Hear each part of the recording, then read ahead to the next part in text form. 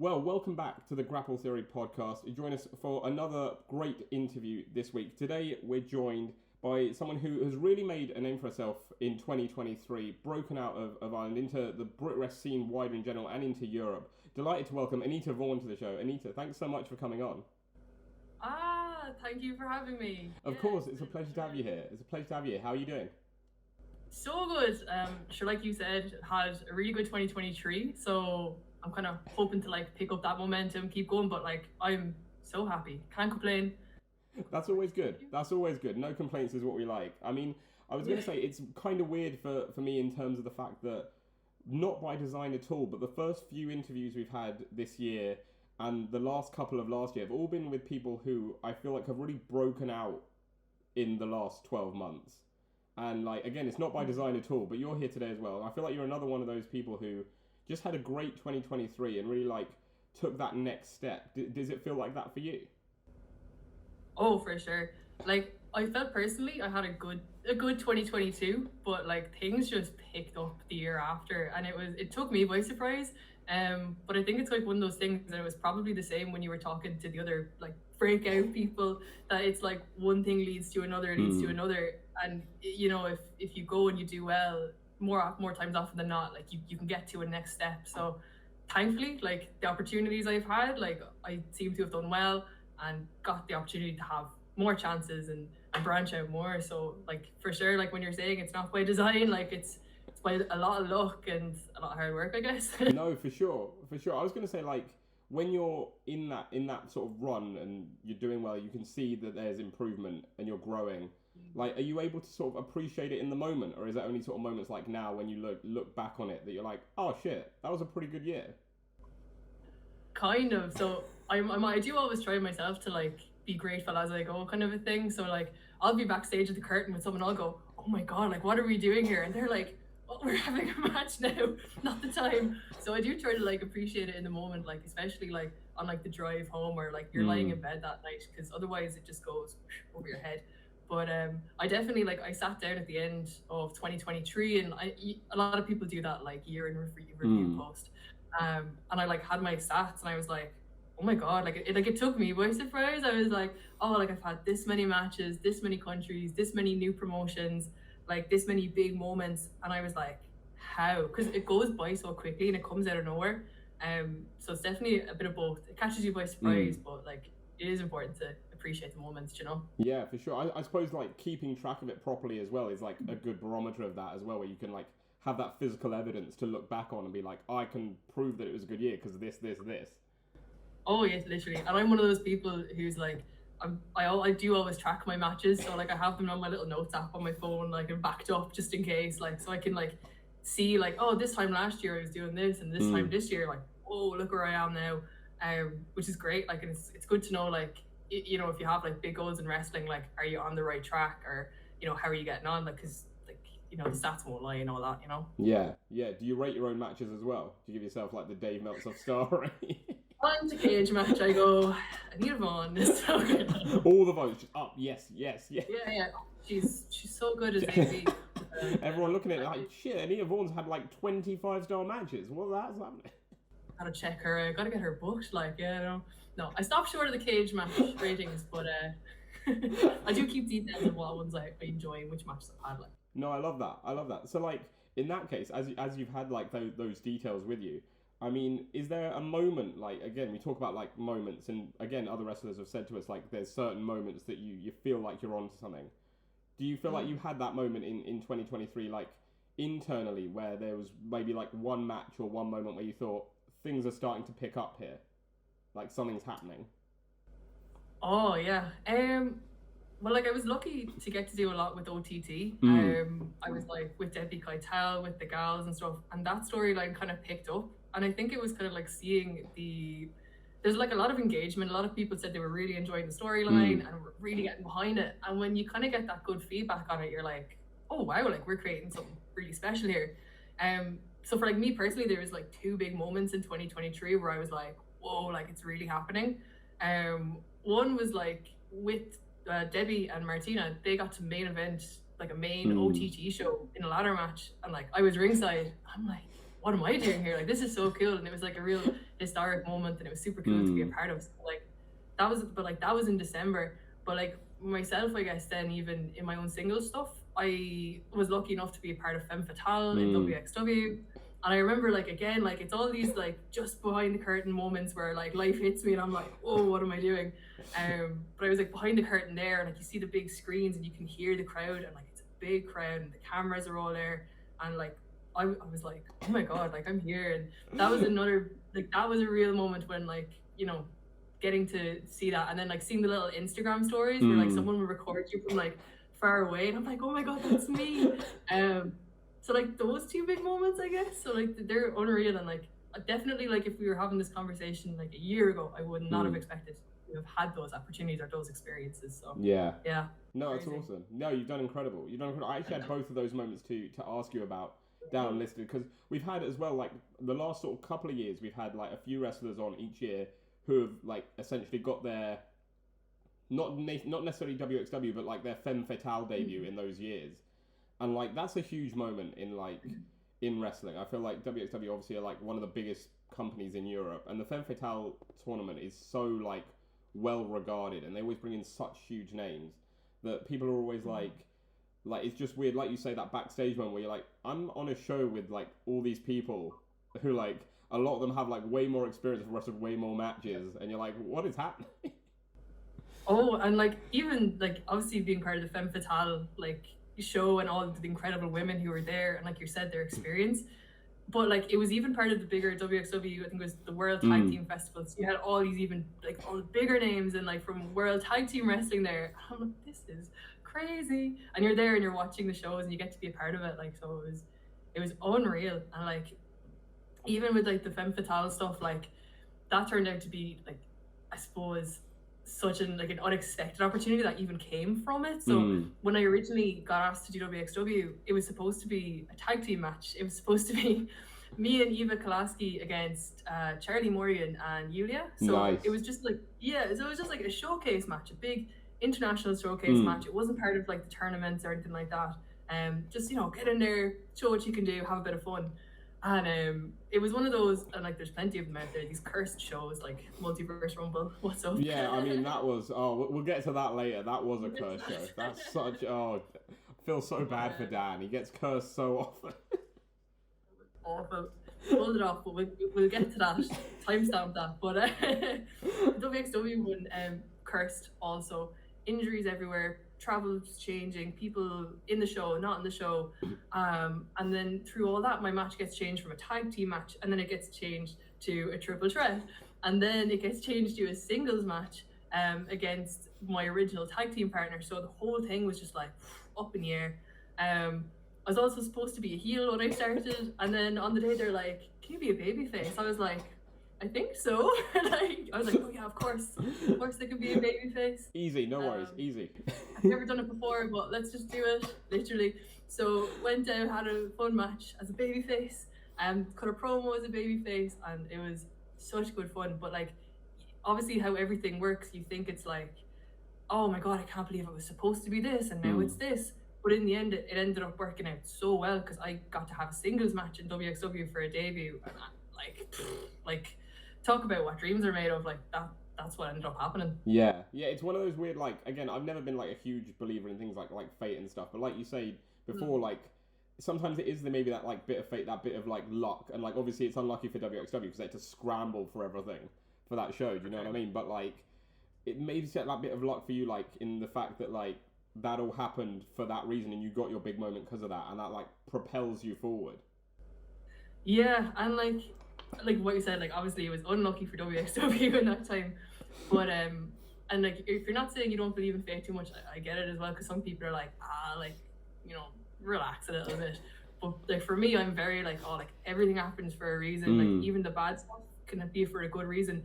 And, like, if I was sitting there, for example, going like, oh, like, I thought it was going to be a tag team match, I thought it was this, like, this is so crazy, and if I looked at that negatively, then I wouldn't have, like, enjoyed the match I got to do, or, you know, like, had that unreal moment. So, like, definitely, like, always looking at things positively, even when they seem like it's like a disaster. Yeah. Even when you get asked to change your character last minute and be babyface instead of heel.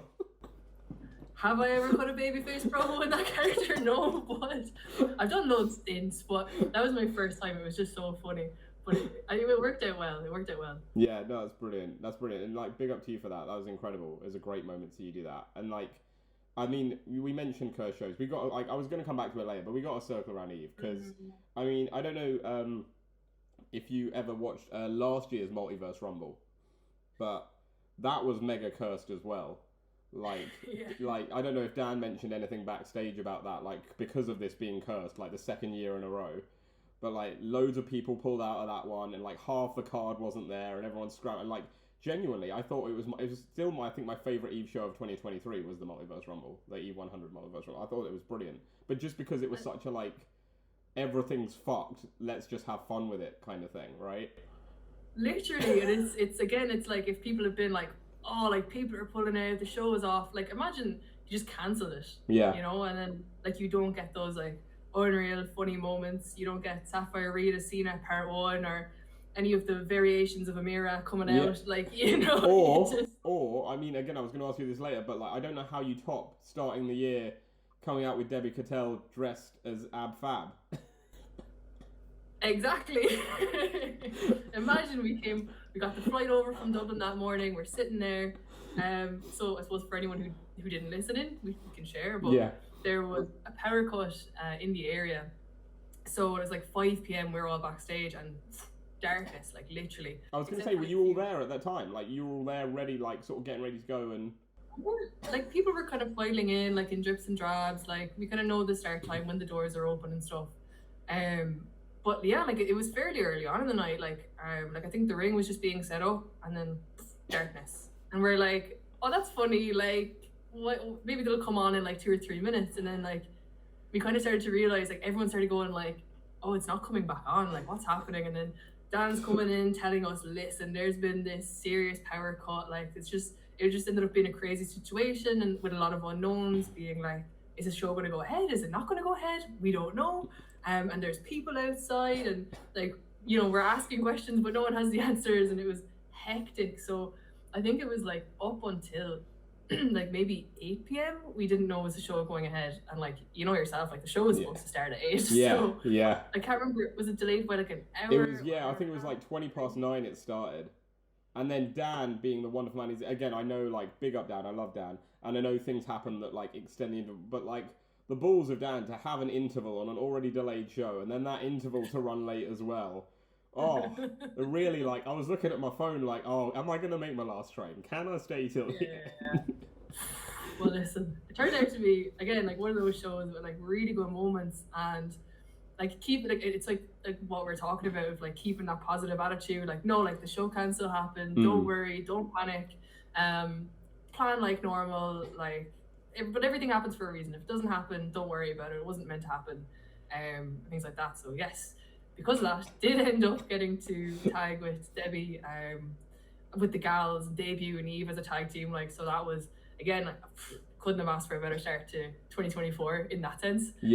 Amidst the chaos of it all, like, so yeah. I was gonna say that was a great match as well. That was funny as well. I mean, I can't imagine you're too happy about being in Lana and Ivy's book of losers though. I'll say this. At least they spelled my name right. Debbie, so not so lucky. No, she got the kettle treatment with that one, but it was a very fun match. It was great crack, and like, Lana and Ivy are like really funny as well, like, and great to work with. So like, I don't think you could have put me and Debbie with a better tag team to showcase like what we're about as well, you know. Yeah, for sure. Whose idea was Ab Fab then? Debbie. I know, short and sweet of it. So, I have never seen an episode of Absolutely Fabulous in my life. Oh. No method acting was done for this multiverse appearance. To be fair, no. So like, obviously we're allowed to kind of come up with whatever ideas we want, like whatever gimmicks people are coming out with. Like, it's the girls have come up with them themselves, or because maybe that's the costumes they have at home, or they're really going to try this out. And I was like, oh, you're Debbie, like, what are we gonna do? Like, I haven't a clue. Like, what's funny? And she's like, Ab Fab. I'm like, what? Like, she kind of explains it's this old TV show. Like, it's one, like, you know, she would have watched with her like you'd watch with your mother kind of a thing. And she's like, it's really funny, like it's great, like you'll be Patsy, I'll be Adina, and like it'll be, you go, you'll have a cigarette, and like she explained the gimmick to me, whatever, and I was like, yeah, okay. She goes, it's fine, I'll get you like a jacket, I'll get you a blazer. I was like, okay, perfect. You did it well. I wouldn't have known you hadn't seen an episode, because again, like you held the cigarette, like the way you were walking was good. It was very like Ab Fab. It was very good.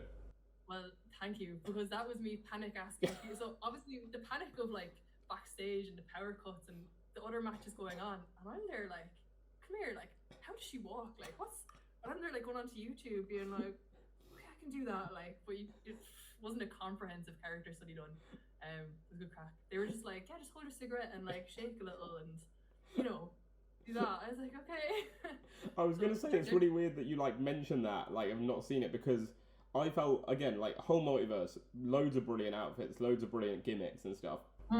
I felt that one more than anything is the one that divided the crowd, because you could really age people based on who got the reference and who didn't get the reference. Do you know, I could hear it in the ring with the chants. It was, you can't judge like a voice, like you can't judge their age by their voice, but I was hearing like, Ab Fab, Ab Fab. I'm like, they don't sound 21 to me. No, legit, like I'm so like, again, aging myself, I'm 29. And I've seen a few episodes of Ab Fab. I can't say like you know, I grew up watching it or anything, but I've seen episodes. But like I hang out with like mates who are like, again, like 22, 23, and they were all like leaning into me during, being like, what are they doing? Like who's that? What are they meant to be? And I'm like, oh my god, you've not seen Ab Fab? Yeah. And then I feel old because I'm like, no, like hopefully for the people who got the reference, we did it justice. But there was definitely some people at the end being like, what was that? That's hilarious. What was it? But the ones who got it, and it was great. Like, yeah. So that's good. And then just the lovely like midnight finish and easy just overnighter basically. Oh, like a standard. Like, I mean, fair play to anyone or to everyone, because everyone did, who like waited, was it almost 90 minutes for the doors to open? Yeah. Got through the whole show, and obviously you're probably checking your phone, going like, geez, when's my last bus? When's the last train or whatever? So it was like a collective, everyone pulled together. Yeah, it was a shame. I wanted to like come and say hi afterwards because you guys did such a good job, but I wanted to say that. But like literally, like Nightshade won the Rumble and like was celebrating in the ring, and I literally like grabbed my coat and like legged it to the station because otherwise I was going to miss my last train. Yeah. And I was like, oh, you cut it way too close. I mean, a 25-minute Rumble, and you're like, who's going to win this? Yeah. Like, lampshade. Yeah. It had to be. It had to be. Oh, just the most. I think I wrote it in my review that I did. Like the most inanimate object wins the Rumble, where you've got to be sort of very on your feet and. Listen, the strategy was there. You know, stay in the corner. Yeah. Keep the head down. Who's going to throw a lamp out the ring? Really? No one. Like the movement involved. It's not possible. So. Exactly. Big up Lampshade. Great victory at the Multiverse Rumble. Again, I don't know where you go from there. Like as a wrestler, I don't know how you look at that and you're like, how does a moment top this in terms of just the bizarreness of it? No, but a fantastic moment anyway. Absolutely. I was going to say, you've got to tell Debbie that you're picking the outfit for next year's Multiverse Rumble. I'm going to put myself out there, yeah. So whatever comes next year, when we're talking again in January 2025. Five, yeah. God, yeah, I had to think about it for a second there, yeah. 2025, you'll be like, that was her contribution. And I'm sure it'll be great as well. It'll be something that Debbie's never heard of, and you're going to have to tell her what. Yeah, like I'll explain it. Like I'll send videos. And like she did send me videos of Absolutely Fabulous, and I kind of like was like, oh, okay, and didn't really think about it until the day, but we got there in the end. But yeah, what would you, as in no spoilers obviously, but like off the top of your head now, like if you had to pick something for the Multiverse Rumble, like let's say it's next week, what would you go for? Like what would be your go-to? Like I could pull that off. I could do that quite easily and enjoy that. Oh my god, this is scaring me now. See, like this is what exposes me. Because in general, I'm not someone who knows a lot of television references or movie references. I have famously not watched a lot of movies. Like Debbie kills me for it. She's like, you have just not watched a single movie or TV show. I'm like, nope. So I'm like, my favorite movie is Finding Nemo. So classic. I don't know. Oh, can't go wrong. Like, yeah. I mean, I watched it when I was younger, and I just stayed watching that. But I wouldn't know enough TV references or movie references to pick something very witty in the moment. So the fact that I have a year to plan it, is definitely in my favor. I'm just saying right now, I guarantee you, if you dressed as Dory for the next Multiverse Rumble, you would get the Just Keep Swimming chants all day long. That would be... I think we have it. I'm not sure how many places sell a Dory costume. There's gonna be a Dory and a Nemo.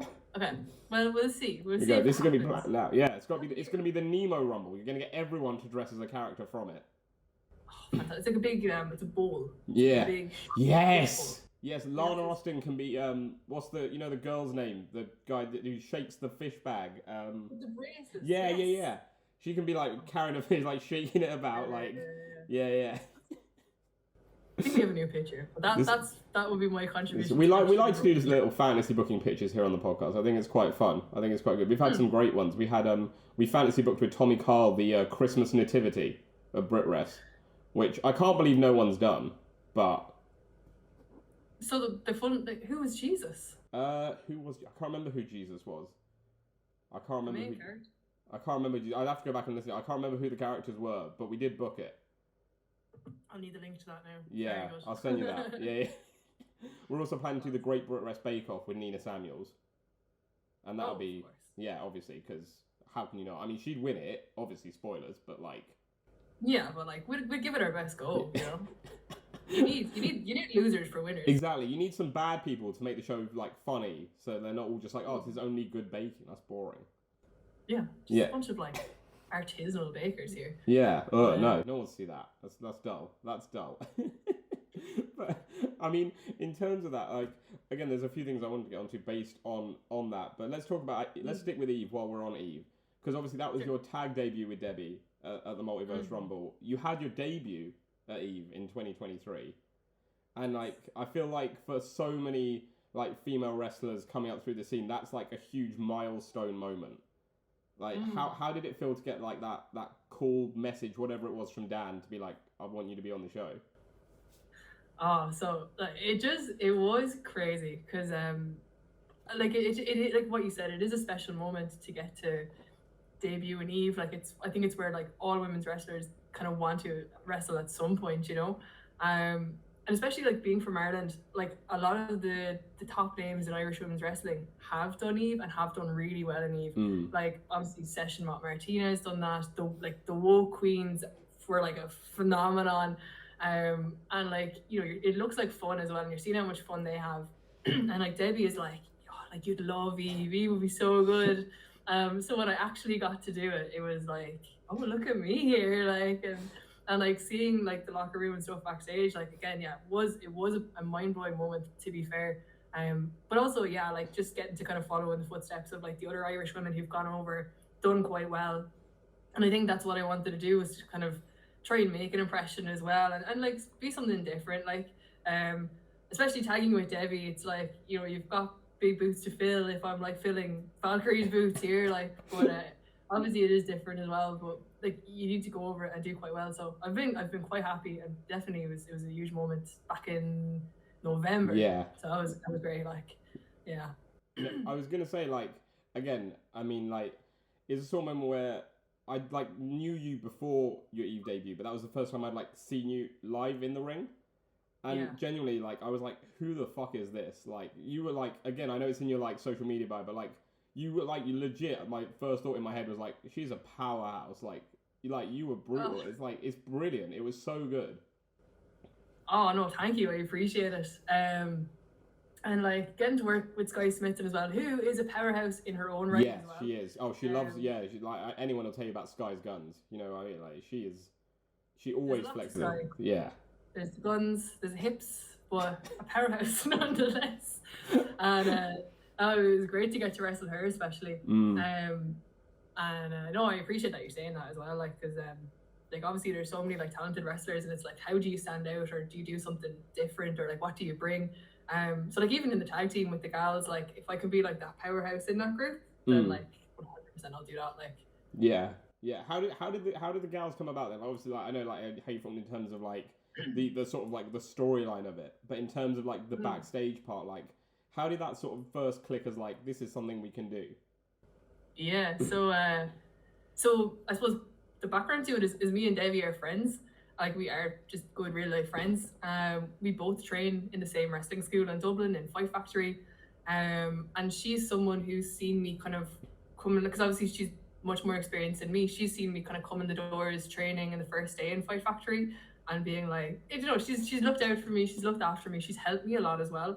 And then like obviously the more like reps I'm getting, and I wrestled her so much, like Ireland has such like a small wrestling scene that I got to work with her so much, whether it's like having matches against her or tagging with her, tagging against her. Like, and obviously we're friends as well, so we just spend so much time together. And Debbie is a lover of tag team wrestling. If you ask her about it, she'll just tell you that's her favorite type of wrestling. And like she hasn't got to do it so much in the last maybe 2 years. So I suppose once I got good enough, she's like, come here, do you want to do some tag team wrestling? Like I was already doing a small bit with like my other group, like the Saviors of Destiny. But when you realize that like, you know, oh, we can do this as well, like, and like there's this whole scene, and like women's tag wrestling in general is on the up as well, and like all these great teams in the UK. When you see that potential there, it's like why don't we do it, you know? And we were already together as like, you know, we were linked in OTT storyline wise as well. So when you realize like, oh, we can promo together, we have like a good like natural chemistry, why not just bring it into the ring and do something like that as well? So that's the background to it, really. Yeah, I was gonna say, like, you look at it and like, again, like you said, the history you guys have in terms of matches and stuff, like it reads as its own almost storyline. Like you've been like these fierce rivals for like so many years, and now you're tagging together. Yeah, like, and I suppose like, is that like, it's like maybe the curse of like wrestling in such a small scene. There's probably a handful of Irish women's wrestlers, so you just cross over a lot, and you cross over in different capacities and different characters and versions of yourself, which is great for experience, and also for like getting to know and how someone works really well. Like me and Debbie could go out there and do a match and just like not think about it, and like I know what she's gonna do in the ring, because then obviously when it gets to the point where we're tagging together against, you know, the Decibels and Eve, like I know what Debbie's doing there. I'm gonna turn around and I know she's gonna be there, and it like, as much as like I'm like, oh, like yeah, you do kind of wrestle the same people, when you get to know them really well and you work really well with them, it's almost a shame if you don't carry it over and like make it super positive. So yeah, like that's why it's great now that we actually do get to tag and like get to show that in the UK as well. Yeah, absolutely. You see that growth, don't you, in terms of like both yourself and your partner, like going through it, where you like you can see yourself improving and how things are different from like the last time you wrestled each other or the last time you wrestled with each other, and like you feel that like little improvement every time, right? Yeah, and like obviously like with her being more experienced than me, like I've always like asked her for advice on things as well, and like she's had like an unreal career in her own right, you know, like doing Japan, she's done Progress, ICW, Eve, like championships in multiple places, you know. So like getting to like learn from her as well as like getting to wrestle her the whole way along, like that's just been nothing but beneficial for me. And obviously being friends is another good benefit of it too. Like you get to hang out and you have that helps as well, I guess. That's all right. Like like if I hated her, it'd be a bit awkward at this point. I'm like, oh, I suppose we should do Eve. The question is though, I don't want to tarnish the friendship in any way, but like, do you love coffee as much as Debbie? Does anybody love coffee? No, that's true. Yeah, that's unfair. That's an unfair comparison. No one loves coffee as much as Debbie. Do you enjoy coffee generally? I don't mind coffee. I feel like I did not drink as much coffee before I knew her. She's like, get it down, you gut. I was more of an energy drink, like a pre-workout kind of a girl. But like you hang out with Debbie and she's like, okay, yeah, like let's go shopping, let's go here, and then we'll get a coffee, and then we'll go here, but we'll stop for coffee there. And like all of a sudden you're 6 coffees in and you're like, Debbie, I'm shaking. So my caffeine tolerance has increased. I was gonna say, it's like anything, isn't it? You just got to get the tolerance up, and once you're there, just. I'm not at her level. I aspire to be at her level. I was gonna say, you guys could do anything. Like you guys like could be like, again, like tag champs, signed contract, like big company, and still her proudest moment will just be when your caffeine tolerance is the same as hers. She'd be like, I've done it, I've made it. You are me now. She'd be like, my job here is done. You were on 8 coffees per day. You'll be in the corner shaking like, thank you. What's a can of Monster? Don't need that anymore. Yeah. Monster is like, that is the thing I've learned more than anything, that Monster is like the life fuel of like the British and Irish wrestling scene. Right? So like on show days when I'm like, do you want anything down the shop? I'm just gonna pop down, and I'm like, oh, obviously you want a coffee, so I'll get her a coffee in the shop. And I'm getting myself a can of Monster, and she's like, Monster? Like, I'm like, yeah, of course. Like you see them all backstage, like you said, they're in every dressing room. If they're not, it's not a wrestling show. Yeah, I mean, Monster has never really truly thanked the wrestling scene for keeping it alive all these years. No, and there's potential sponsorships. I think they're just, they'd be remiss not to explore there, like, but... I was going to say, anyone from Monster who happens to be watching this wants to sponsor any sort of wrestling show, you're going to get your money's worth. Like, yeah, and listen, my caffeine tolerance is on the up if they're listening. Monster. Whole 6-pack, one go, easy. Yeah, like, I'll just down it, out we go. Yeah. It's crack. Amazing. Well, I was going to say, like, obviously... You've got the gals with Debbie. You're also, like you mentioned, part of the Saviors of Destiny. I mean, let's hope you never have to choose between the two, right? Because I always like to put people on the spot and say, what if you had to choose between the two? But I don't know if I can be that cruel. The question is, can I be that cruel right now and ask the same thing? No. They haven't crossed over yet. So far. I was gonna say, what if like Debbie starts feuding with them, and then you have to make the choice. I mean, it's a bold choice on Debbie's part to feud with the Saviors of Destiny. Off the bat, I think you got a team with her just purely for the balls that it would take. Yeah. I mean, the numbers game. There's 3 of us, and then there's also 2 of us, me and Debbie. Numbers wise, it would be a lovely, like a fatal 4-way. Why make me choose? Why can't we all just fight? It's gonna be the what was it? It's like the Invasion, like Survivor Series angle, isn't it? You're gonna be like was it Stone Cold? It's Stone Cold, isn't it? Or is it Kurt Angle? I can't remember who it is. Who's in the Invasion angle that turns on him at the end? It's Stone Cold, right? In my mind, it's Stone Cold. But I'm second guessing myself then. But yeah, you're gonna be like that. You're gonna be teaming with the Saviors. I'm gonna say it's gonna be 3-on-1, and then you're gonna turn on them. And the crowd's going to be like... I think we either all fight or we all just get along. Like have, the gals can join the Saviors. Debbie, jump on in. Owen, Andy, jump in. They're part of the gals now. The Gals of Destiny. Gals of Destiny, exactly. Great name, yeah. Doesn't work. Gals of Destiny, there we go. I think we've just solved that. I think we've just solved Irish wrestling. Yeah, I don't think we need to go into that question in any more detail or any more putting people on the spot. Brilliant. No, but I was gonna say, you mentioned Dublin a lot. Obviously, I know. Like, but the thing is, this is your first year as a Dublin resident, right? No matter how much you've wrestled there in the past, like, that's a big move to make. Like, obviously, I know that anywhere you move is like a huge thing, just generally. But like, for anyone, whether it's like, again, Irish talent who have moved over here or talent that moves to Europe or America or whatever, like, moving your life for wrestling is a huge call. Like, how have you found it? Like, is it, I mean, I'm sure it seems obvious to be like, has it paid off? Because it seems like, of course it has, because you've had such a good year. But like, how have you found it in terms of, like, again, living in a new place, like being sort of closer to that scene and being able to do the things you want to do and stuff? Yeah, well, I suppose, like, for anyone who doesn't know my story, like, super quick, like, I'm from Cork, so it's like the very south of Ireland, and like Dublin is about like a 3-hour drive away. So like post-pandemic, I was kind of in a situation where there was no training school in wrestling in Cork anymore, so I had to travel, unless I wanted to quit wrestling, I just had to travel to Dublin to train. And it is what it is. So like I would drive 2-3 times a week in the car, up 3 hours, back 3 hours, and obviously there's traffic and stuff.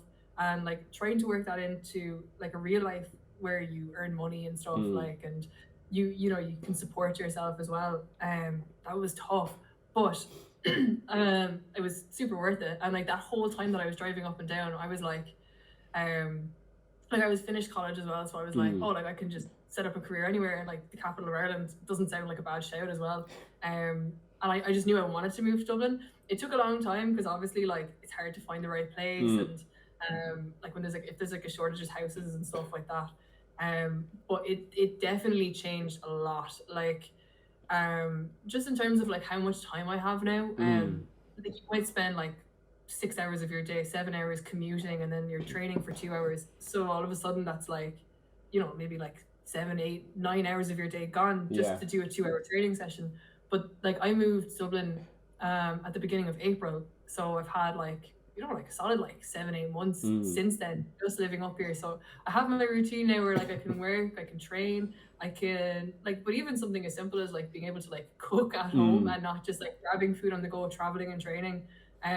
If I need to film a promo or something with the guys or with Debbie, it's not a case of, okay, I'm up training this day, or I'll see you at this show. I'm based where it's at as well. And it just makes things so much easier. Yeah. Like, what do I do with all this free time I now have? Yeah, like time to fill it with like just like scrolling on social media. But no, like it's been super good, and like you were saying, like luckily it's paid off. But when you take that risk and you move up, and you're like, Jesus, is this like you're kind of telling your family like, yeah, I'm gonna move to Dublin. Oh, why? Like, is it for a job? And you're like, no, like it's just to be closer to wrestling. But like you'll always make it work. Like like wherever you go, like if I wanted to move to like Liverpool, London, Canada, like the States, anywhere, like I feel like people do just make things work as well. Like, so I was definitely nervous moving up, but I knew it would work out, and it would be fine. So. Yeah, I mean, I know you've not been in Dublin long, but I'm just saying, for a couple of years' time, if you want to move to London and you get to be on like shows every weekend over here, I won't complain. That's fine. Like, you know, you do you, but if you want to do that. How is housing in London? Super easy to find. Oh, so easy, right? Like, yeah, the rent doesn't cripple me financially every month at all. Perfect. Yeah, I'm left with so much extra money. It's beautiful. Yeah. Oh, but like the commute everywhere is an hour away. Yeah, it's so to be fair, everywhere is an hour away, and I do quite enjoy that. Like, and like sometimes I'm like, oh, maybe this is worth it, and then most of the time I'm like, no, this isn't worth it. But like I live quite close to the O2 Arena, and so on the rare occasion that I'm at a gig at the O2 Arena and I can be home within 20 minutes, I'm like, maybe the rent's worth it. Yeah, we tell ourselves that. Yeah. I'm like, wow, like I was really like a 20-minute walk from the city centre. The money going out, oh, it's fine, don't worry about it. No problem, just don't think of that. Oh, like I'd spend that in petrol, like. Legit, it might be easier to stay in Dublin and commute every weekend to shows. Genuinely. Yeah. Honestly, that actually was a big thing that helped when I moved from Cork to Dublin. Whatever about the rent, like the price of petrol driving up and down every day was so when like it's like, how much is rent? That's fine. I can scratch like compared to how much I was spending. Yeah, I'll save it because I will make about not spending all that on petrol anymore. Yeah, and stopping for food and petrol stations and everything, and just but it's all worked out. It's great. Well, that's brilliant. And we've spoken a lot about yourself and the Irish scene at the minute. But now we're going to get into a little fun feature we've got here where you're going to like sort of tell us a bit more about your fellow locker room mates over in Ireland. Because this is a feature we've got called Dishing the Dirt. And I'm going to ask you some questions. Okay. And I want you to let me know which wrestler, it can be over here as well, like basically anyone you know essentially, which wrestler comes to mind for each thing. I will stress, I call it Dishing the Dirt, but I think at least half of them are actually quite nice. They're not all bad things. I'm scared. Okay, and also like, yeah, a lot of the locker rooms will feature the same people, so if I repeat names, I'm very sorry. No, that's fine. You can say yourself if it's yourself as well. Like, it doesn't matter. Like, just whoever comes to mind, really. So the first one is who's always running late? Oh. Owen Richards, yeah. My tag partner, loves to show up late, puts me under pressure because I'm like, what's happening? And he knows I love to like be like on time like that. So I would say Owen Richards. I was going to say, does he take advantage of that in the sense that like he's like sometimes like late on purpose just to bug you? Well, he'll leave things last minute when he knows things are in control. He's like, oh, you're under pressure, are you? And I'm like, I am, yeah, come on. He's always on time. He won't miss like a call time or whatever, you know, but he leaves it to the last minute on like AV time. Amazing, brilliant. The next one is okay. This is one of only two that I think is actual like dirt that might get you a bit of heat depending on who you say. Oh my god. Who has the worst music taste? That's a good one. I'm gonna say I mean, personal preference here. Yeah, it's all. Yeah, exactly. That's the thing. It's all personal preference at the end of the day. I'm gonna say Katie Harvey. Yeah. For her pop punk collection. Listen, I'm not a pop punk girl. I'm sorry, Bowling for Soup. I'm not about you. Ma'am, you are talking to a fellow pop punker. This is. Listen, you can interview Katie Harvey next and talk all about it, but it's so funny. Sometimes on like Fight Factory show days, she'll have her music hooked up. I'm just like, what is this? It's the same song. Is this Blink 182? Like, of course it is. And like, oh, it's just very funny. But if you like pop punk, she's probably a good one. Yeah, might have to get her on the podcast. Yeah. For me, no. No. Don't tell her I said that. I mean, to be honest, I could probably have guessed you weren't a pop punk fan when you called them Blink 182 because nobody calls them that. Blink 182. There we go. Fix it. There we go. Pop punk fan confirmed.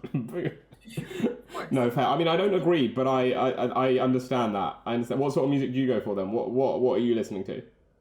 Like, I do like a lot of like EDM, like dance, techno. It's a lot of gym bro stuff on my playlist at the moment. I love Post Malone, that kind of stuff. Oh, okay. Yeah. No, that's very like against what I believe music-wise. So if you're doing this with someone else, they might be like, oh, Anita Vaughan. Yeah. That music taste. I mean, yeah, to be fair, we have had people on the podcast who have said someone, and then that person has said that person, like, you know. So there's a lot of contradiction. But again, it's all personal preference, right? It's all personal preference. Yeah. But I'm right, but it's preference. Back to the nicer questions. The next one is, who's the comedian of the locker room? Who can you always count on to make you laugh the most? Oh, who's funny? I've been in a few locker rooms with Gene Money, and he is hilarious. Yeah. So I'll put him up there. Like he's done a lot of shows like in Ireland, in Cork, in Dublin. And he only brings positive energy. So he is quite funny. Yeah. Very witty as well. Like, so I'll say him. Gene might be the funniest man I've ever met. Like both in and out of the ring. He's just hilarious. And like a lovely person as well. So it's a nice combination. Yeah. Him as well. Yeah. The next one is either like for their match or after the show, who takes the longest to get ready? Before their match or after the show? Yeah, like someone who like maybe like holds up the car because they're taking ages leaving or like. I don't want to be like, that's me, but like if I said anyone else, they'd be like, no, it's you. I just love to take my time. I'll be packing my bags. Debbie is like, I'm gonna hold the cab. Like, I'm gonna go tell them you're on the way because we're gonna miss it if you're not ready.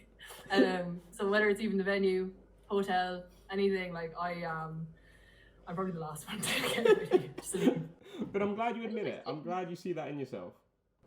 It's a bit of a toxic trait, but I know I see that in myself because people tell me. Yeah. If I said anything else, I would have gotten like a rake of abuse for it. Is it just like what you just like taking your time to like get ready after, or is it like just take it in the moment? No, no, it's because I forget things. So like if I'll sit down and like I'll have to be like, okay, I have this. Because if I rush, like I will forget something, and I've just lost too many elbow pads. Like I've left my gear places, so like. It's just not worth it, so I take my time getting ready. That's like mad actually, because like just a couple of weeks ago, actually I think it went out tonight, but recorded a few weeks ago, we had Jay Joshua on the podcast, and he said the exact same thing. He was like, it's me because I unpacked my bag 5 times making sure I've got everything. Yeah, because you will forget something, and then I'll be like, okay, I have my boots, and I go in like my mind of like, okay, what costs the most money to the least money? Like what cannot be left behind? I'm like, I cannot leave my gear, I cannot leave, oh my god, where's my passport? Like, just like, but it's me. I do also like to just like I wander and I dawdle, or you know, like all these words. Just take the time. Fine, that's nice. I like it. The next one is who brings the best food to the locker room? Like whether it's their like pre-match like meal or like any snacks or anything. Does anyone just bring anything that you look at and you're like, oh, that's really good. That's not a Monster Energy drink. Yeah, like, and that's a strange one because. People don't tend to like bring food or meals so much like backstage. Obviously, well, some people do. They'll have like their rice and their chicken or whatever.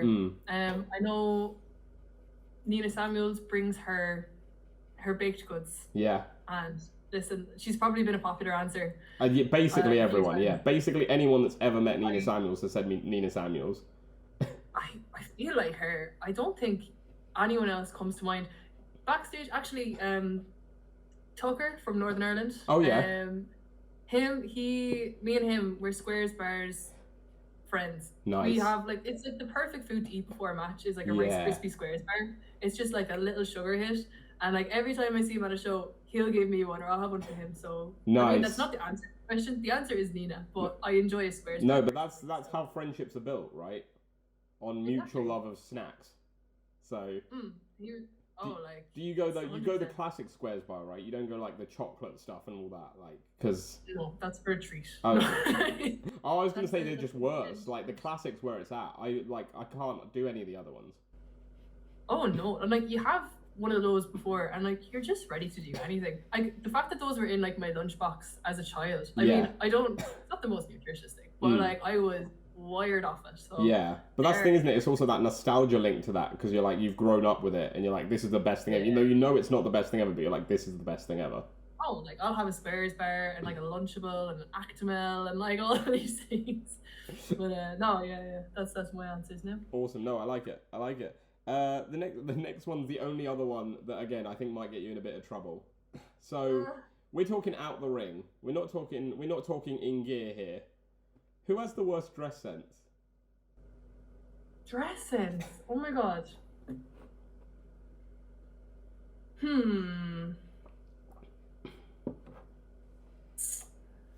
That's actually so hard. Is it a well-dressed scene? Is it like what you come wearing to a show? Well, like, because, yeah. I know myself. It can be like what you come into the locker room dressed in, or like, even if you're like traveling or whatever, like, does anyone ever just like come up to you and like, you're like, what are you wearing? The laugh makes me feel like you've got an answer. Well, like, kind of. Like, obviously there's some people who like wear, like Martin Steers in Ireland, like he loves wearing a grey tracksuit pants and like a SpongeBob hoodie or something. That is his go-to. You'll always see him wearing that. He's mad as Martin. She has good dress sense, and this isn't controversial, so I'm talking to you now, but one time to a show, Debbie Keitel, she comes to the show wearing a pair of dungarees, you know, like a scarecrow, like, you know, like a minion. Like, what else wears dungarees? Like, I don't know what other thing, but she comes wearing these dungarees, and like, it is fashionable objectively, right? Well, obviously you're gonna get slagged. You're like, what are you wearing? You're trying to be fashionable. But like, she is very fashionable, so it's like, if you, depending on how you see clothes or that kind of a thing, there's two answers and there's two different ways you can go there. I was going to say, you're very lucky my partner's not in the room, because she would slate you for having a go at the dungarees. She loves a pair of dungarees. Her dungarees, it's pop punk and the dungarees, like, we're not off to the best start. It's just all been into, never again. We're cutting the podcast short. I've had it. No, that's fair. That's fair. Again, it's all opinion, right? It's all personal preference of like what you like to wear. Of course. I mean, like, there is being right. Yeah. And then, like, and then there's dungarees. A choice was made to wear dungarees, you know? And it was the wrong one. It wouldn't be my personal. This is the split of the gals right here, all over the dungaree. We're gonna come out as minions, I'd say, in the multiverse rumble next year. Yes. Oh my god. Oh, see, the problem is with coming out as minions is you have to wear the dungarees, because if you don't wear the dungarees, you're one of the Simpsons. Oh, that is good. So we could be the Simpsons. Well, listen, it's half the battle. I'm assuming she's got another pair of dungarees somewhere in the back of the wardrobe. I'll be like, just give me that there now. And then all that time slating them would have been for nothing. You'll put them on, you'll be like, actually, I see what you mean. Yeah. Actually, I'll be like, these are quite flattering. Yeah, and this is quite comfy, yeah. Yeah. Oh, it's a lifestyle, isn't it? Brilliant. Well, the next one is the nicer side of what I've just asked, because now we are talking in the ring, and we're talking like one size fits all scenario. So you can say whoever you want. Who has the best ring gear? Who has the ring gear that you look at and you're like, if I forgot my gear, I could definitely pull that off? Oh, that is a good question. I like that one. Who is good ring gear? I feel like you've got quite a bit of good ring gear out there. Like a lot of There work. is, like, and then my brain is like going, do you know, there's like all those Instagram pages where they show like, you know, this gear maker makes all these people's gear. I know Michelle Green. I don't know. Yeah, love Michelle Green. Yeah. She has unreal gear. Like I look at it now. I don't think I could pull it off, but I look at it and I'm like, that's just so fancy. A lot of the girls in WXW have unreal gear. Like Baby Allison, I was like staring at like when I see her. I was like, girl, I love your gear. In terms of the guys, then like I think like Leighton Buzzard has great gear. Who else? LJ Cleary, I would say as well. Like Yeah. a lot of these guys just have like really high quality, like it just looks super professional gear, and obviously because they are super professional. But there's a lot of gear out there to be appreciated, and there'd be a few. What about like Gene Money with like the leopard print? It's a choice, much like dungarees. Leopard print is a choice. Are you telling me you don't love the leopard print and the nipple tape? That's the look of look of British wrestling. It's coordinated, and that's what matters, do you know? And it's consistent. Yeah. You know it's Gene Money when you see it. Yeah, that is true. You know no one else can pull that off. No, yeah, so if we're talking in terms of gear, I think I could pull off. I'm probably not looking at Gene too closely, but there's a few. No, fair. The next one I always say is like sort of counterproductive to ask a wrestling locker room, but who's the most competitive? Oh, competitive. These are really good questions. I find it hard because I'm never like asking like in terms So I like to make people think a little bit. of. And like if you gave me these questions beforehand, I'd like have such boring answers as well. That's the thing. I gotta get you on the spot. You get better answers that way. I would say like competitive. It doesn't have to just be in the ring though. It can be like in any occasion. I think there's a wrestler in Fight Factory, and he's been in OTT and in England, is Fabio. Oh yeah. He's so talented. He's probably 20, 21 years old, and like an insane amount of talent, but it's because he's so competitive. But like in a really funny way. So like if we're doing drills and training, like he's in there first. He's like he just goes for it. I would say him. And like even with his matches and stuff, like you can tell the way like he puts them together that like he's thinking like he's just goal oriented. So I'd say him. Nice. But in a good way, competitive, like in a self-motivating way. Yeah. No, I think as a wrestler, it's good to be competitive, right? You want to have that drive and like be the best. Like for sure. Yeah, no, I like it. There's only a couple more questions left in this feature. The next one, again, we're back in this hypothetical world where everyone in the locker room has invited you to a party on the same night, but you, of course, can only go to one party. Whose party are you going to? Whose is the one you need to be at? Session Mont Martina. Yeah, of course, it had to be, right? But like, they are just a phenomenon of nights, because just the most random people show up on any night out I have been on, which is featured Session Mont Martina. It just like attracts chaos, and it's fantastic. But they're always the best nights, so I wouldn't be missing hers. Nice. I was trying to think, would anyone's compete?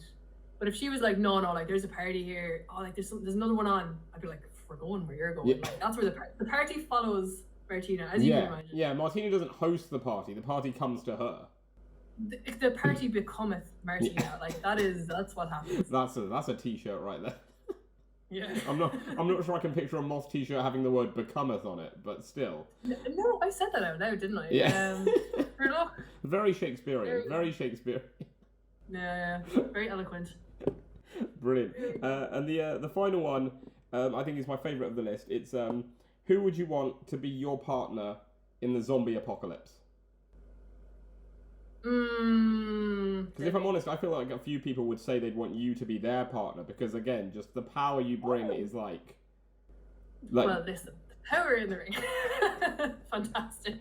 If anyone, and I've had this conversation with people before where I'm like, if we were on a deserted island and you have 3 people, am I on your island? Like, are you using me or no? Like, who are you bringing? And like, I get so offended when people don't put me on their island.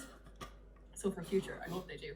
But like a zombie apocalypse, there's so many factors to consider. Like I feel like, okay, if I'm there, I'll handle. I feel like physically I can handle myself, but I'm just not very prepared for things a lot of the time. Whereas Debbie will come in and be that counter preparedness. She'd be like, oh no, like we can't go there. Like, have you not, like, she just wouldn't know, you know? And I feel like she'd know where to stay.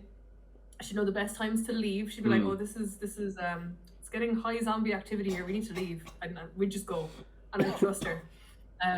So I feel like due to her organizational skills, Debbie. And I can run faster than her as well. So like, and she'd know exactly where to have a coffee break along the way. Yeah, like, and like I says, like, you know, if they're chasing after us, I'm like, Debbie, boom, I'm gone, or I'll pick her up, let's go. But like her, I'm trying to think now. That'd be great, actually. I like the idea of that, of like her, like she gets the alert, she's like, we gotta go, and then you pick her up and you leg it like she's over your shoulder, like. Walking it like out the gap, but yeah, that'd be my choice. No, I like it. That brings us to the end of that feature. We've got one more final feature to close with, another like sort of quick fire thing.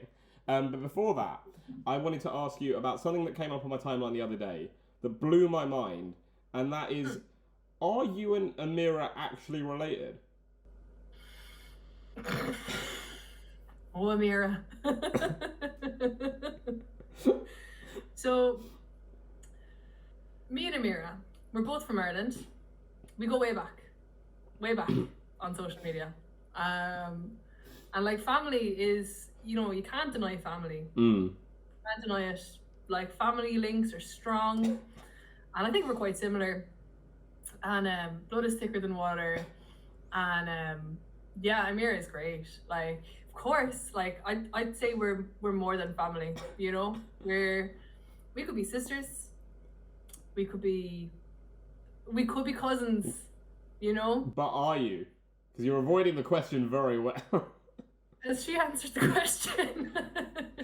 Well, she posted it on Twitter, didn't she? That photo of the two of you, yeah. And then like someone commented underneath, are you actually related? And she said yes. Ah, of course. Then she's confirmed it. Then, but I just wanted to get the initial addition of it. Because that sounds like a wild Christmas. Like, that sounds like a wild family gathering with you and Amira both there. 2008, I believe. It's crazy. I can't get into it. But look, the answers are out there when you look for them. The clues are hidden. The cousins, we have, of course. I mean, she's from the very north of Ireland. I'm from the very south, but of course. Makes sense. It does make sense, yeah. I feel like you're denying it too much, and so that means it has to be true. Yeah, we're just two Irish girls. Yeah, obviously. Just being cousins. Yeah. There. I'm glad we could clear that up, Amira. It's like, that sounds like when it's like, it sounds like it's like a really offensive thing now, doesn't it? Like, yeah, we're both Irish, so of course we're related. Yeah, like, we definitely know people. Actually, when I was talking to her in December, no, this is not giving it away, but I was on a show with her for the first time in December in Ireland. And, like, we were trying to figure out, like, do we know anybody in common? And, like, you nearly would, like, just knowing someone who knows someone who knows someone. That's the fun part about being Irish, I guess. It's all linked somehow. Everyone knows everyone in Ireland, right? All buds. It's all like, cousins. No, brilliant. I hope you have space in your apartment in London. I was going to say, yeah, you stay over. Her and Oku is fine. Easy. Yeah, of course. Mike. Come over with your bag. I'm here to stay, cuz. Cheers. Yeah, cuz we're on first name basis. Yeah. That'd be great. You're going to love London. It's wonderful. Everything's so affordable and brilliant. So affordable. Public transport is super reliable. Nothing ever gets cancelled. You got a lot of wrestling shows to go to though, so that balances it. That is one thing. You got like seven promotions in London, plus like all the little travelling ones. Yeah. So you know, basically every weekend filled. Well, listen, flights at the moment. Steady promoters listen. You're like 30 if you book in advance. Get a discount. Yeah. Oh, brilliant. No, I love that. Well, that does bring us on to our final feature. And again, it's sort of quick fire. We've heard you talk about your locker room mates. Now we're going to talk about you. And this is like sort of who is Anita Vaughan essentially, but not in the ring. This is more about like getting to know you kind of thing. So again, I'm going to ask you some questions, and I want you to let me know what comes to mind. Okay. So the first one is what is your favourite post-pinfall pig out? Oh, I love a pizza. Nice. I keep it quite simple. I love, now, controversial or not, I love a Hawaiian pizza. That's controversial. Are you on board? I don't know. So I've said because again we have actually had people say Hawaiian before, so you're not the first. Yeah. So there are others out there, but I always say I understand, like in terms of the flavor combination. I've had it and I understand why people would like it, but I don't like it. No, like a Hawaiian pizza with garlic mayo is just you feel a certain way after it, but. I mean, you feel the regret, but you love it. I feel like that's just pizza in general, though, right? Like, you always feel the regret. Yeah. But after a show, you're like, job well done. But what are we talking? Are we talking like classic, like proper, like stone-baked pizza, or are we talking like Domino's or like a Papa John's or something? Anything I can get my hands on. Like, well, like if it depends what time the show finishes. If it's finishing at midnight, you're probably going to your, maybe they just happen to be open until 2 a.m. Excuse me. But if I had time to sit down, I don't mind Domino's. I don't mind we have like a 4-star pizza here. Nice. Anything like that. I'm not fussy with the brand, but I mean, do like a good pizza. I don't wanna like, tempt you more, but like, in London there's like kebab shops on most corners that are open till like 3 a.m. So, And they do like, I don't know if you've ever had a kebab pizza, but it's I haven't. Okay, so I mean, it is what it says, right? They just put the kebab meat on the pizza, and you take one bite, and you know that like having even another bite will kill you, but you still plow through. Yeah, you feel it in the arteries. Oh, like straight away, immediately, like the chest pain starts. You're like, this is I should not be eating this, but yeah, it's possibly the greatest thing ever.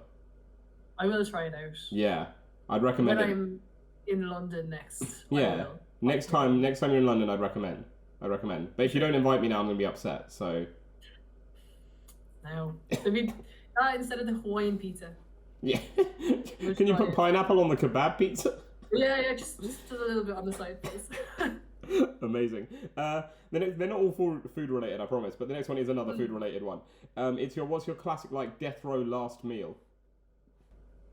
Oh, like, if it isn't pizza, because I do love a pizza...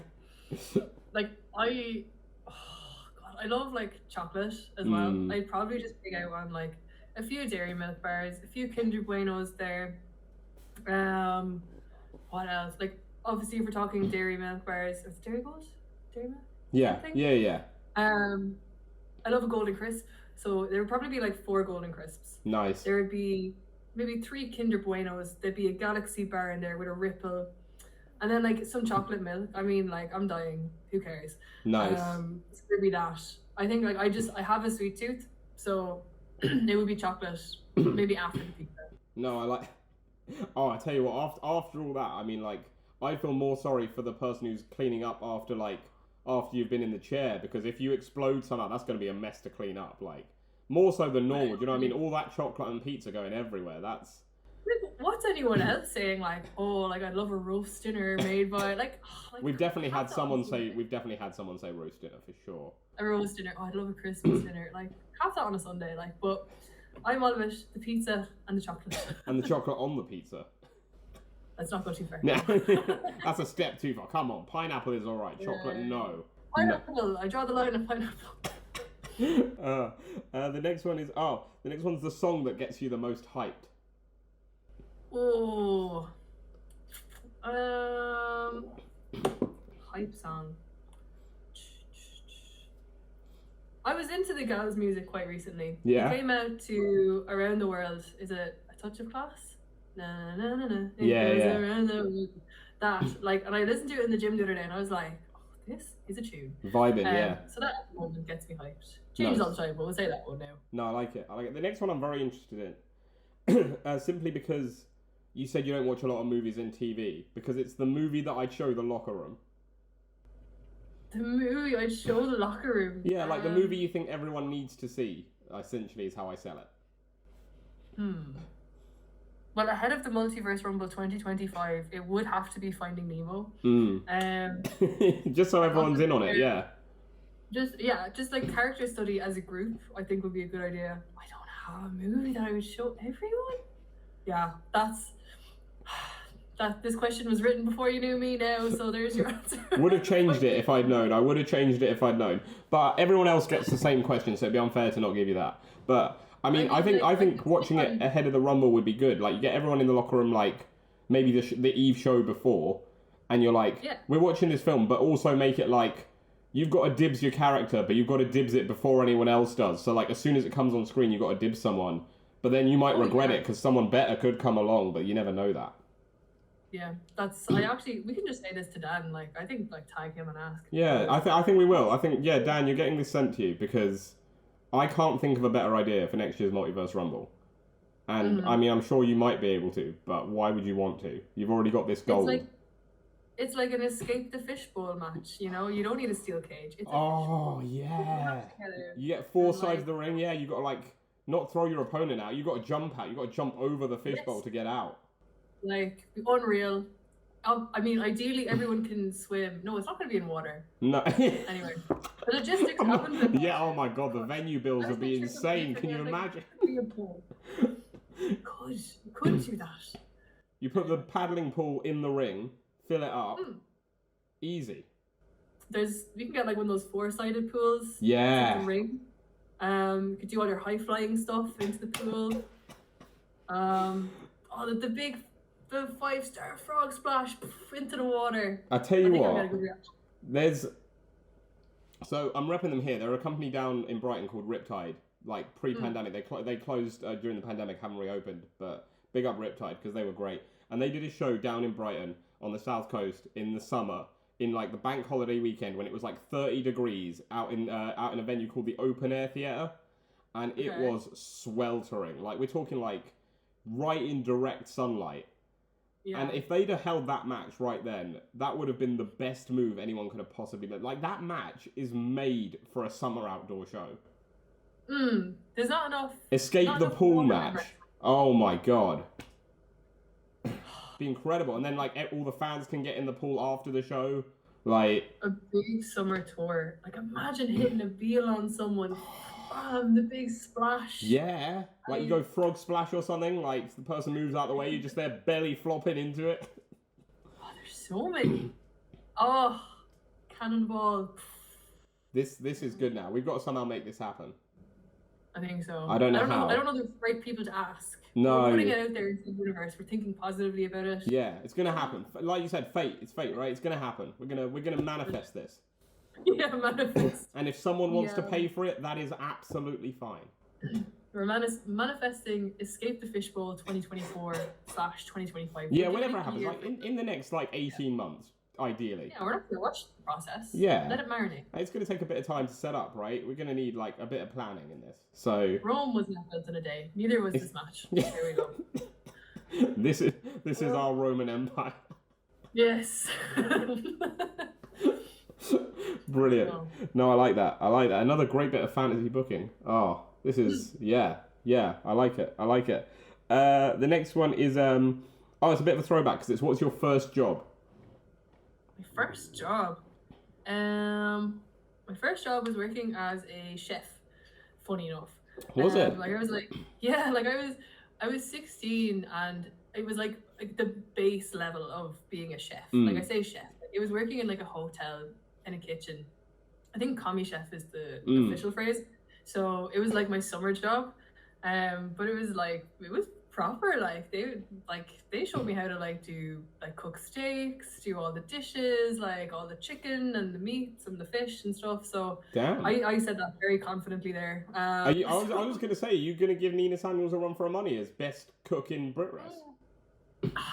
Like, I mean, she's got the baking domain. My cooking skills are okay. They're okay. What do you go for? What's your signature dish? Oh, like a spaghetti. Like, I'm not an unreal chef. Like, when I was working as one, it was really like, here's this order that's come in, do this order, next one. Like, it was very but there was no, I was not creating the dishes or doing them with any love. But when you cook at home, it's very basic. Oh, it's very simple. I'm like college student, like still, like I mean, I'm far beyond that now. Like, and like it's funny because like my friends and my family, they'll be like, "Weren't you a chef?" I'm like, for like 4 years, but what about it? So you're like, I can cook this if I wanted to, but I don't want to. Yeah, my issue is I never trust that the food is cooked, so I'm like, you know, like I don't want to eat raw chicken. I don't want to get salmonella off. I have heard raw chicken's bad for you. I've heard that, yeah. It's not ideal. I mean, go for it if you wish, but actually don't. Yeah. Disclaimer: don't eat raw chicken. But I'd be like, oh my god, is this actually cooked? Like, I need to like burn this food to make sure it's properly cooked. So that's what stopped me from becoming like a true like culinary success, I believe. It's just I just want to make sure no one gets sick. So no, that's fair. That's fair. I'm gonna say, like, again, during the course of this podcast, you've alienated me and you've alienated my partner. But my dad would love you. Like, he is exactly the same with food. Like, he doesn't cook, but whenever we go out anywhere, it's like steak, well done. Burger, make sure it's well done. Is your chicken cooked properly? I know I know that bad chicken will kill me. I will tell you if my chicken's not cooked. But your father, not after my own heart there. Like we used to get orders in the kitchen and be like, oh, like could you do a blue steak, as in like the rawest. Basically, don't cook it, yeah. Yeah, and I'm like, I don't know. I'm like, I don't know. This is blood. Are you sure you want that? Like, so that was me. But yeah, that's. No, that's fair. That's fair. Joe Lando would love you as well. I don't know, like if you've ever come across him, but like he likes his steaks well done as well, which is baffling. So you know. I would be a well done. If you ever host a dinner party with my dad and Joe Lando, you'll be doing well. There would be no one unhappy with the quality of cooking on that day. It would take a long time. I'd say like I'll just arrive a little late. Yeah. Like, give the food some time to cook. Don't get her too early. But there you go. I'll let him know. I'll let him know the invite's there on the way. Yeah. Brilliant. The next one gets a little deep because it's your greatest fear. Oh, like legit, like. Well, it can be whatever. Like, you know, it doesn't have to be deep. It can be like whatever. I love to keep the tone lighthearted, but like genuinely, my biggest fear, like I get scolded. Like I used to drive like quite a bit, obviously like driving stolen and stuff, and like honestly like crashing my car and like being an accident, like that stuff, like that is my biggest fear. Like I hate those. Like I fell asleep at the wheel once before, and like it was fine. Like I woke myself up. My hand was up my lap. Okay. So I was like, so that had then since become my biggest fear, that I'd like fall asleep at the wheel and then like crash the car. Crazy. It was my own fault though. My friends tell me it was my own fault for falling asleep. It was because like when I sleep, I listen to like, do you ever listen to like white noise or whatever? Oh yeah. I listen to the sounds of rain hitting a car. No, like, I love that sound. Yeah. And like, I mean, it takes you back to being a child. I listen to that all the time falling asleep. The only issue is I drive quite a lot. I drive quite a lot at night, and it tends to rain quite a lot in Ireland. Yeah. So that sound combination starts playing, and like I'm like driving, and I'm like, oh my god, this is the sound I fall asleep to. So what happens now is whenever it rains or it's at nighttime, I'm like blaring music or the windows down. I'm like energy drinks, coffees. Debbie Keitel is feeding me them. Like it's fantastic. But no, to turn it around, that would be my biggest fear. No, I get that. I get that because like, so again, I can drive, but I don't like driving, and you know, luck it makes the London rent worth it because I don't need to, right? It's all worth it. It's all worth it. It's all, but also like genuinely like, the road scares me. Like you walk along the street, especially in London, and you see people driving, and you're like, why would you even risk that? Like, why would you put your life on the line like that? Literally, I'm like, oh, like I won't make this podcast too long, but like I'd take too much of your time. But like, oh no, it's fine. I enjoy it. I've been like driving to wrestling shows. I remember I was driving to an OTT show in like 2022, I think maybe like the end of that year, and like crashed the car. Like fully had wrestlers in the car who were about to have Debbie was about to have a match on that card, and I was driving up, and basically like someone like pulled out in front of me at a roundabout, and like disaster. No one was hurt, but like like just a logistical nightmare, and that car got rode off. But like, it's a funny story then. Yeah. Have you done the carpool since? Yeah, but it's always a running joke now that like, you gotta watch me driving. And it was like on the way to Belfast, so like I just don't drive to the north of Ireland anymore. Like I'll stop in Dublin and then like someone takes over. Yeah, just keep it in the Republic, yeah. I just don't like it's the miles per hour. So like when it's in kilometers per hour, I'm like, this is fine. What's a mile per hour? I'm like, what that is. And I'm like going to everyone, I keep like, what is 70 miles per hour? What is that? What is that in kilometers? Doing the maths like in the car, someone's like trying to work it out. Yeah, and they're like, it's actually 0.8. I'm like, just tell me. But that's the crack with driving, actually. There's not been many carpools with me, though, since. No, I was going to say, yeah, that sort of would put people off, I imagine.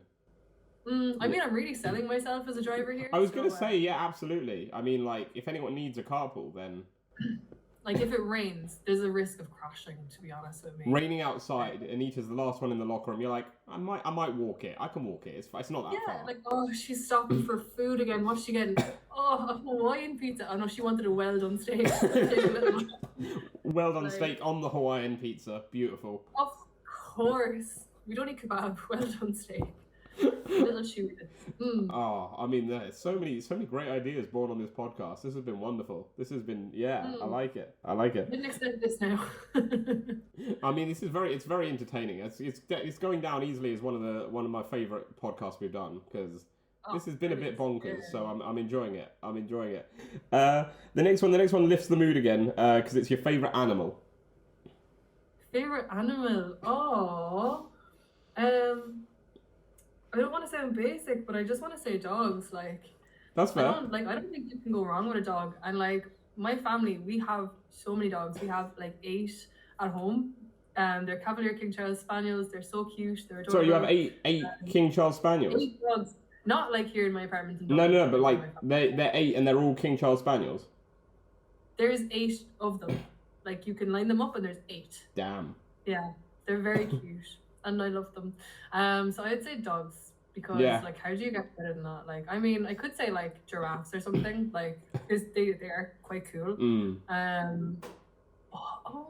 Actually, do you ever see like those little videos of foxes where they like domesticate them and then they laugh? That's really cute. So maybe a fox. Foxes are pretty cute. I'm gonna go with a dog. Yeah, there's like a park like by my house, and if you go out early enough in the morning, you see foxes running across, and like that's pretty adorable. Foxes. Yeah. Oh, listen. It's a good shout. I go red panda. A red panda? I know the one you're talking about as well, but I feel like I would see it in like the memes or something. It rolls a lot or something. Oh, have you seen the one, the screaming red panda? No. I'll DM you that afterwards. Oh, it's the funniest shit. It's so good. I'll DM you that afterwards. It's just brilliant. Brilliant. Yeah, I'll share that. It's great. It's great. It's bizarre. It's not. Okay. Yeah. I don't want to ruin it. I won't say too much. I won't ruin it. You'll see it after. The next one is the next one's the only wrestling one on this list. It's your favorite match stipulation.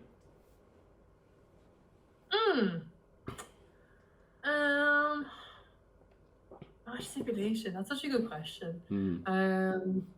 Because in my head I'm like, what's like the easiest to plan?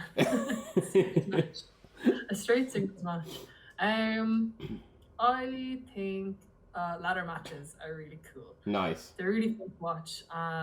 Like if someone was like, I'll put on a ladder match, like I'll sit down and I'll watch that because like it's always cool seeing the things that people come up with, and whether like it's obviously there's like your really great historical ladder matches like in WWE and everything. But when you see them done on like the indies as well, like yes. Well, obviously the really like complex ones and the mad ones. But it, like I feel like you really see people's creativity in those ones too. Yeah. And like how much is someone willing to do here? So I like them. I was about to say like I've never done a ladder match myself. I've been a part of one, but I've never done one. But they intrigue me anyway. I mean, as an indie wrestler, if you do like a wild spot in a ladder match, you'll just automatically get comments in like from the socials being like, "Oh, you do all that for a hot dog." For a hot dog, sure, why not? Like, that much, really? I mean, each to their own. Like, but 1 point. No, brilliant. There's only a couple more. The next one is your favorite place in the world. I love. There's two places. Like obviously, I love where I'm from in Cork, in Ireland. I genuinely be like Cork is the best place in the world. Like it's the biggest county in Ireland. You can go to like any of the coastal drives. West Cork is so beautiful. Like you've like Skibbereen, Clonakilty, Kinsale, like all there. It's like if you're ever doing a holiday in Ireland, come down to West Cork, and like it's just so beautiful. Cool. And even like if you're up like the East Coast, where like East Cork, where I'm from, like there's just loads of like seafronts and like beaches, and you can go surfing. All that. Nice, nice. Well, I mean, as someone again who grew up in Brighton, like by the sea, I love anywhere by the sea. Like that's honestly, like I don't get how people grew up not by the sea. Yeah. Like you just missed out. Like even during lockdown, like and stuff, like I was so like, wow, thank God we have like a beach like within 5 kilometers of where we live. So I'd say there. The other place then I lived in Montreal for a time, and I thought that place was really awesome. So in Canada, I just thought it was a really cool city. Yeah. I had that down to ask you as well, because this was bizarre to me. You made your Canadian wrestling debut before you debuted like in the UK, like as in England, Scotland, Wales, right? Yeah. That's mad. Yeah. It wasn't on purpose, like it wasn't by design. The quick story to that is when I was in college, I was training to be a secondary school teacher. Right. So to teach French and physical education, so PE. And as part of my course, we had to spend 3 months living in a place where you speak that language. Right. And I was like, ugh, like I don't really want to move to France for 3 months. Like I could. But I was like, it's in the summer break between like your college academic years. So I was like, oh, like why don't I go to Canada? Like it'd be really cool. So I was like 21 at the time, and literally for 3 months went over, and I had done a little bit of wrestling training at the time, like nothing comprehensive. So I ended up training in IWS while I was over there, because I was like, oh, like there's wrestling over here and it's really cool. And was training with like Speedball Mike Bailey, and like all like there for ages. Like no one big then, just Speedball Mike Bailey, just casual. Yeah, just like he was just there. Yeah. Because why not? Yeah. But like he was like coaching me, and like there was that whole school, like the IWS training school was super cool, and like it made me come back then 3 months later and be like, oh, I really want to actually learn how to wrestle properly now. Because before then I was kind of like in and out. I was half doing college, half doing wrestling. Like I was definitely more focused on other things, but then like from that I was like, let's go wrestling. yeah. And I imagine being trained by Speedball Mike Bailey is a pretty fucking cool experience as well. Yeah, like he's like, I mean, like you just look at him as a wrestler and you're like, yeah, I want that guy to show me how to do what he does. He's a really good coach as well.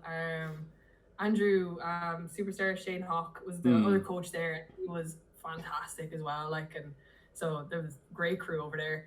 And I'd love to go back, do you know? Like I'd love to go back, especially now, like having like done more training, gotten to do more things in wrestling. And the Canadian scene is like way bigger now as well. Like there's so many cool matches you could have out there.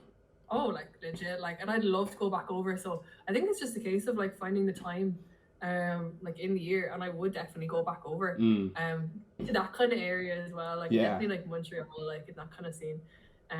But yeah, that's how that happened. No, that's wild. Because again, I was like doing my research. I was looking at, and we all know how reliable cage match is always.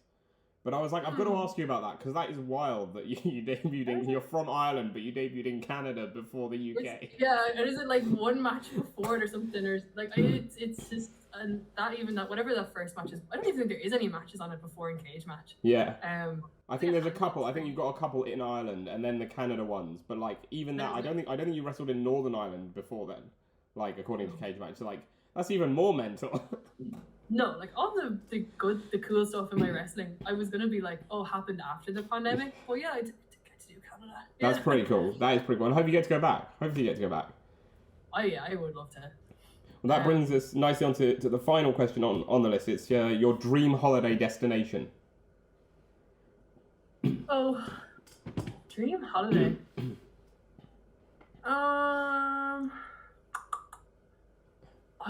I don't know, like, cause it's mad to actually just, but I personally just want to go and relax. Yeah. I'm not a sun holiday kind of person. Oh, okay. I like to kind of go around and adventure a little bit. Nice. Yeah. I'm not gonna pretend that I'd love to go for hikes and stuff. I do like kind of getting out and seeing like beautiful scenery and stuff. Yeah, like little towns and stuff, and like bits like that. Yeah. Yeah, and I like getting like different cultures. So like definitely, maybe Switzerland for the crack. Oh. Like I just go there And like if someone was like, now, like, I mean, where's your ideal holiday destination? An entire country, why not? Like, let's generalize here. But like you see like all the idyllic pictures of Switzerland and like all these like towns and like with the mountains, with the snow and then the green and the hills and stuff. And I'm like, why not? Yeah. I feel like it would be cool. Let's make a bit of friends. Again, you've linked to my family very well in this podcast. My uncle lives out in Switzerland.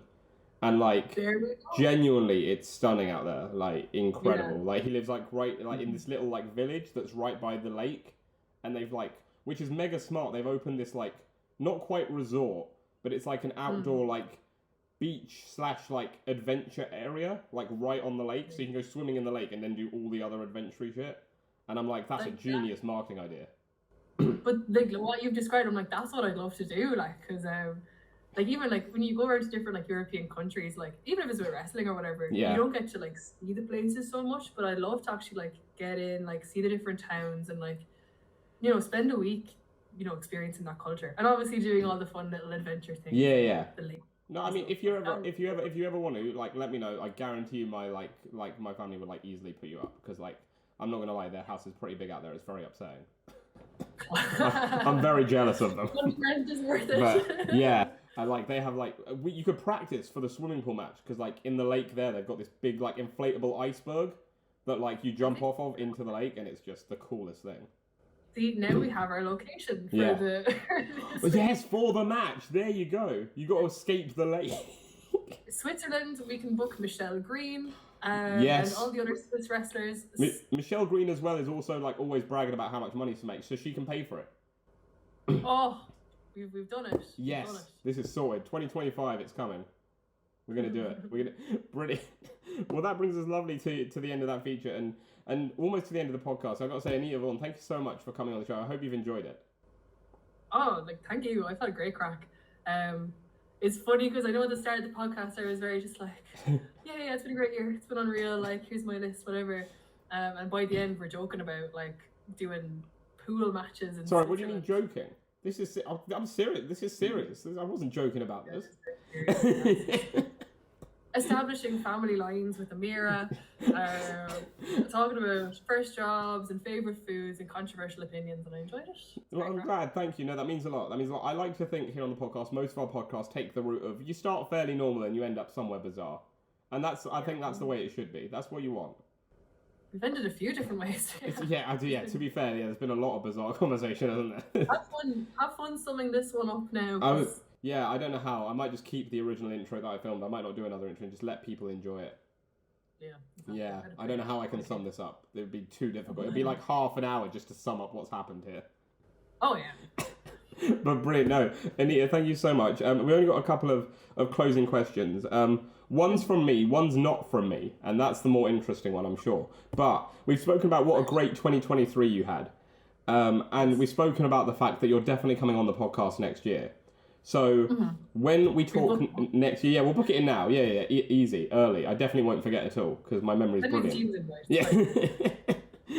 But if we were talking, when we're talking this time next year, and I say to you, has it been a successful year for you? What would constitute that for Anita Vaughan? What would be, not like the dream year, the best year you could ever have, but like a successful year, a good year? What would you look back on and be like, that was a really good year that I had? Oh, I think definitely like, kind of like what you're saying, it's like, it's hard to know like, what's the dream year or whatever. For me, like, my success as well, I'd mark it myself in terms of like, do I feel like super confident and happy with my matches and stuff, and like feeling more sure of myself as well and getting more experience, all of that as well. I'd love to wrestle more in the UK. I've only had kind of a taste of it. I'd love this time next year to be like, wow, like I got to do this and this. Like not even like promotions wise or whatever, but just like to get more involved with Brit Rest as well. To kind of expand out a bit more. I'd love to do more with like European wrestling with WXW. Like there's a few conversations happening there, so hopefully it should all go well.